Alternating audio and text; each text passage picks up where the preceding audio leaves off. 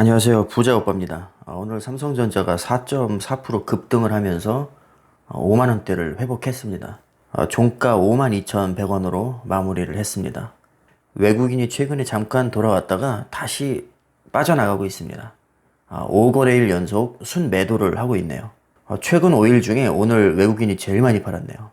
212만 주를 팔아 제끼면서 하락을 주도했습니다. 그래도 외국인이 55%가 넘습니다. 최근에 그 바이러스 사태가 터지고 나서 외국인이 굉장히 많이 팔고 나갔잖아요. 바이러스 사태 이전에 57%대였습니다. 그렇게 많이 팔고 나갔는데 아직도 55%예요. 여전히 삼성전자의 절반 이상을 외국인이 들고 있습니다. 우선주는 더 심합니다. 우선주는요, 88%를 외국인이 들고 있습니다. 그러니까 여러분, 외국인이 막 엄청나게 판다고 해서 걱정할 필요가 전혀 없습니다. 오히려 외국인이 더 많이 팔고 나가서요, 우리나라 국민이 50% 이상을 보유했으면 좋겠습니다. 삼성전자는 명색이 대한민국 기업인데 그래도 한국인이 반 이상 들고 있는 게 모양새가 좋지 않을까 싶습니다. 그리고 오늘 의외로 기관이 310만 주 이상을 순매수를 했습니다. 그리고 이 그래프를 보시면 아시겠지만 최근에 외국인의 매도세가 강하다는 것을 알 수 있습니다. 그리고 삼성전자의 최근 전망이 나왔는데요. 2분기에는 전년도 대비 약 14% 영업이익이 감소할 거라는 전망이 나왔습니다. 아무래도 바이러스의 영향이 가장 크다고 봅니다. 이거는 삼성전자만의 문제가 아니라 세계 거의 모든 기업이 마찬가지일 겁니다. 물론 일부 혜택을 본 기업은 제외를 해야겠죠. 예를 들어서 페이스북이나 마이크로소프트 같은 기업들은 오히려 바이러스 이전보다 매출이 증가했습니다. 사람들이 밖에 나오질 않으니까 집에서 스마트폰만 하는 겁니다. 그래서 페이스북의 광고 매출이 많이 늘었고요. 마이크로소프트는 언택트 시대가 도래하면서 재택근무, 화상회의, 온라인 교육 등이 많이 늘었잖아요. 자, 그러면서 데이터 사용량이 당연히 크게 증가를 했고요. 구글에서 지금 심혈을 기울이고 있는 클라우드 애저의 사용량이 많이 늘어났기 때문이죠. 삼성전자 영업이익이 줄어든 이유를 보면 반도체는 일단 선방을 했습니다. 그런데 스마트폰과 디스플레이가 상당히 부진했습니다. 스마트폰은 뭐 삼성전자만의 문제가 아니라 전 세계적으로 판매량이 굉장히 많이 줄었죠. 디스플레이도 마찬가지입니다. 일단 사람들이 활동 자체를 하지 않았기 때문에 오프라인 매장의 판매량이 많이 감소했습니다. 최근에 바이러스 사태로 인해서 수혜를 본 기업 중에 하나가 바로 마이크로소프트죠. 마이크로소프트 일단 1분기 기준으로 보면요, 작년보다 오히려 15% 증가를 했죠. 매출을 보면 42조 6,900억입니다. 오히려 삼성전자보다 매출은 더 낮습니다. 삼성전자가 얼마나 대단한 기업인지 짐작을 할 수 있는 대목입니다. 마이크로소프트보다도 매출액이 높은 회사가 삼성전자입니다. 그런데 문제는 영업이익에 있습니다. 삼성전자의 2020년 1분기 영업이익은 6조 4,473억이고요. 마이크로소프트는 15조 8,200억입니다. 매출액은 삼성전자가 훨씬 높은데 영업이익은 비교가 안 될 정도로 마이크로소프트가 훨씬 높습니다. 삼성전자가 마이크로소프트를 따라잡기 위해서는 이 영업이익률을 높여야 됩니다. 자, 우리나라 기업들이 유독 영업이익률이 좀 낮습니다. 물론 완전 동일 업종이라고 볼 수는 없습니다. 마이크로소프트는 기본적으로 소프트웨어를 많이 판매를 하고 삼성전자는 하드웨어, 즉 반도체를 많이 판매를 하죠. 사실 마이크로소프트보다 페이스북의 영업이익률이 훨씬 높습니다. 완전히 동일 업종이 아니기 때문에 사실 이렇게 단순 비교하는 것은 의미가 없습니다. 하지만 그걸 감안해도 거의 3배 가까이 영업이익률이 차이가 난다는 것은 조금은 생각해 볼 문제가 아닌가 그런 생각이 드네요. 최근에 마이크로소프트에서 공을 들이고 있는 사업 중에 하나가 바로 클라우드 사업이거든요. 이거는 서버를 대여해 주는 겁니다. 요즘에 언택트가 뜨면서 재택근무와 화상회의 그리고 온라인 교육이 많이 활성화가 됐습니다. 당연히 데이터 사용량이 늘어나면서 클라우드 서버 업체의 매출이 많이 증가를 했습니다. 그리고 또 하나 빼놓을 수 없는 게 재택근무와 온라인 교육이 늘면서 PC 수요도 당연히 늘어날 수밖에 없겠죠. 요즘에는 집에 PC 없는 집도 많거든요, 사실. 그런데 갑자기 재택근무와 온라인 교육이 활성화되면서 PC가 필요하게 된 거죠. 그래서 데스크탑이나 노트북 같은 게 많이 팔리게 됐고요. 거기에 들어가는 운영체제인 윈도우가 또 많이 팔리게 된 겁니다. 그래서 이번 바이러스 사태가 마이크로소프트에게는 사실은 큰 수익을 안겨다 줬습니다. 그러니까 모든 기업이 바이러스로 인해서 타격을 입지는 않았어요, 사실. 삼성전자 같은 경우는 반반이라고 할 수 있습니다. 서버 D램은 매출이 늘어났고요. 스마트폰은 판매량이 많이 감소했습니다. TV도 감소했고요. 세탁기나 냉장고 같은 가전도 많이 감소를 했죠. 삼성전자가 이득을 본 것은 반도체 일부에 해당이 됩니다. 서버 D램은 늘어났지만 모바일 D램은 줄어들었습니다. 왜냐하면 스마트폰 판매량이 감소했기 때문이죠. 이렇게 포트폴리오가 반도체 하나만 놓고 봐도 다양합니다. 포트폴리오가 다양하다는 것은 안정성이 비교적 높다고 할 수 있습니다. 아까 잠깐 영업이익률에 대해서 말씀을 드렸는데 삼성전자 영업이익률이 대략 10% 초반대입니다.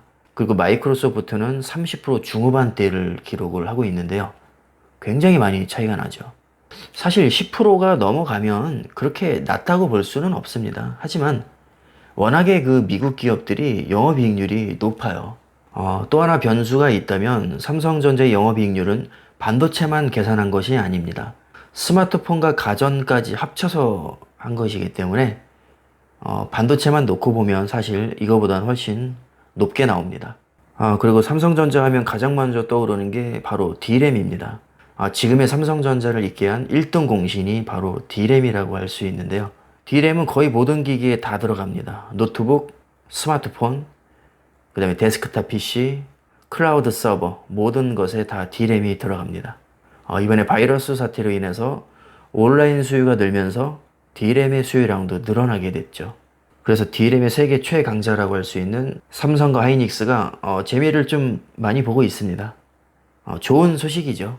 혹시 D램이 뭔지 모르시는 분들을 위해서 제가 제 컴퓨터 사진을 직접 찍었습니다. 여기 빨간 네모 표시한 게 전부 D램이고요.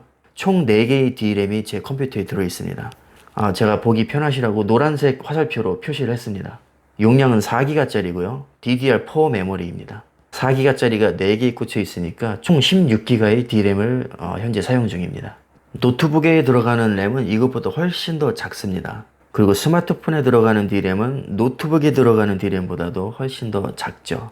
제가 삼성전자의 미래를 아주 밝게 보는 이유 중에 하나가 바로 이 언택트 때문입니다. 요즘에 바이러스 사태로 인해서 강제적으로 재택근무와 온라인 수업을 했습니다. 사람들이 처음에는 사실 많이 어려워했고 헤맨 것이 사실입니다. 특히 연세 드신 분들이 많이 어려워했을 겁니다. 그런데 사람은 적응의 동물입니다. 시간이 지나면 누구나 익숙해집니다. 최근에 설문조사한 것을 보니까 앞으로 업무를 재택근무로 하고 싶다는 사람이 꽤 많이 나왔습니다. 그만큼 교통 문제에서 해방이 될 수 있고 또 시간도 절약할 수 있고요. 자유로운 환경에서 할 수 있기 때문이죠. 재택근무는 분명히 지금보다 빠른 속도로 확산이 될 겁니다. 온라인 교육도 마찬가지로 저는 많이 활성화가 될 것으로 보고 있습니다. 그렇게 되면 클라우드 서버의 수요량도 늘어나고 D램의 수요량도 늘어납니다. 이것은 삼성전자에게 굉장히 큰 호재라고 할 수 있습니다. D램 점유율을 보면 삼성전자가 세계 점유율의 44%를 차지하고 있습니다. SK하이닉스도 30% 정도로 굉장히 높은 점유율을 차지하고 있습니다. 그러니까 삼성과 하이닉스 두 기업만 합쳐도 70%가 넘습니다. 지금 중국에서 삼성과 하이닉스를 잡겠다고 설레발을 치고 있는데 제가 볼 때는 택도 없습니다. 이 삼성전자의 D램 기술력은 따라갈 수가 없습니다. 그 다음에 삼성전자의 대표 종목이라 할 수 있는 SSD를 보겠습니다. 최근에 그 서버 시장이 활성화되면서 기업용 SSD의 점유율이 많이 올라갔습니다. 이제는 서버 시장에서도 하드디스크를 더 이상 쓰지 않습니다. 기존의 하드디스크를 사용했던 서버 업체들도 지금은 SSD로 교체하고 있는 추세입니다. 속도 빠르죠, 안정적이죠, 전기 적게 먹죠, 또 발열이 적습니다. 발열은 굉장히 중요한 부분입니다. 왜냐하면 기존의 하드디스크는 열이 너무 많기 때문에 냉각을 하는데 전기를 또 많이 소비합니다. 근데 SSD는 열이 거의 없기 때문에 냉각을 위한 시스템에 투자를 적게 해도 되기 때문입니다. 그리고 자체적으로 소비하는 전기도 하드디스크와는 비교도 안 될 정도로 훨씬 적게 소비합니다. 기업용 SSD 시장도 삼성전자가 세계 1위입니다. DRAM도 세계 1위, SSD도 세계 1위입니다. 그럼 SSD를 필요로 하는 기업은 어디일까요? 바로 구글과 아마존입니다. D램과 마찬가지로 이 낸드 플래시도 중국에서 그냥 삼성을 잡겠다고 지금 난리를 치고 있습니다. 얼마 전에는 128단 3D 낸드 플래시를 개발했다고 아주 그냥 대대적으로 홍보를 했었습니다. 현재 기술 격차를 한 1년 정도로 보고 있는데요. 이 반도체에서 1년은 넘사벽이라고 생각하시면 됩니다. 중국에서 1년 따라올 동안 삼성은 더 멀리 도망갑니다. 그래서 따라잡힐 걱정은 할 필요가 없을 것 같습니다. 혹시 또 SSD에 대해서 궁금하신 분이 계실까봐 제가 또 제 컴퓨터에 있는 SSD를 찍었습니다. 제가 빨간 사각형으로 표시한 부분이 바로 NVMe 방식의 SSD입니다. 이건 데스크탑용 SSD고요. 속도가 일반 SSD에 비해서 한 7배 정도 빠릅니다. 지금 이거는 일반적으로 쓰고 있는 SATA 방식의 SSD인데요. 제가 빨갛게 표시한 부분이 우리가 흔히 SSD라고 하는 그 풀네임입니다. Solid State Drive의 줄임말이 바로 SSD입니다. 제가 빨간 동그라미로 표시를 했죠. 노란 사각형으로 표시한 부분이 전원 공급선이고요. 그 다음에 빨갛게 표시한 부분이 데이터선입니다. 그러니까 SSD에는 데이터와 전원선이 꽂히게 됩니다. 그래서 이 SSD 안에 저장되어 있는 자료를 읽고 쓰는 것이죠. 삼성전자의 주력 제품 중에 하나가 바로 이 서버 D램입니다. 삼성전자로부터 서버용 D램을 사가는 기업들이 아마존, 마이크로소프트, 구글, 알리바바입니다. 이렇게 세계 최고의 기업들이 삼성으로부터 서버용 D램을 많이 사가고 있죠. 서버용 D램의 공급처가 사실 삼성과 하이닉스 그리고 마이크론밖에 없습니다. 이 세 기업이 사실상 서버 D램 시장을 거의 과점을 하고 있기 때문에 다른 데선 살 수가 없습니다. 그러니까 한마디로 클라우드 시장이 커질수록 삼성전자의 수익도 막대하게 늘어나게 됩니다. 사실 오늘 제가 얘기한 이 D램과 낸드 플래시는 이 반도체 부분에서 아주 작은 부분에 해당됩니다. 물론 현재 시점에서 보면 이 D램과 낸드 플래시는 삼성전자의 중심축이라고 할 수 있어요. 하지만 앞으로는 양상이 바뀝니다.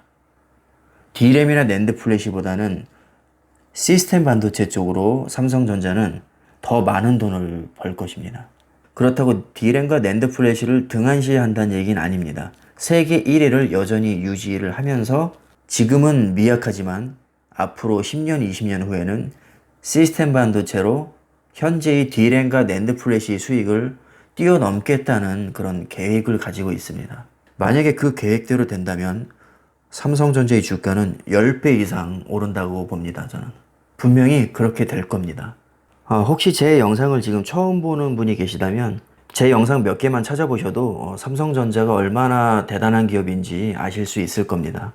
앞으로 삼성전자는 시스템 반도체로 대박 납니다. 오늘 영상은 여기까지 하겠습니다. 감사합니다.